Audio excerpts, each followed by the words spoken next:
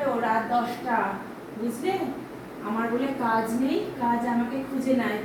দেখো এখন সমস্ত কাজের পরে শুতে যাব কোথায় না, একটু তোমাদের দাদা ভাইয়ের জন্য একটু মুখটা পরিচর্যা করি, ছেলে মেয়ে কেউ তো নেই, এখন একটু ত্বকের পরিচর্যা না করলে কি হবে?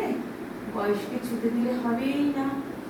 কি করছি বলো তো? কিছুই না, একটু পাকা কলাকে নিয়ে মুখে একটুখানি চাকচাকে ঝকঝকে করে তুলতে হচ্ছে, বুঝেছো?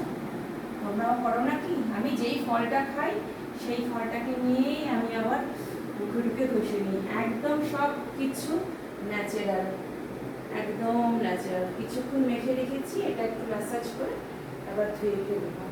ধুয়ে ফেলে আমার নিজেরই তৈরি একটা ক্রিম আছে, ওটা আবার মাখিয়ে দেবো।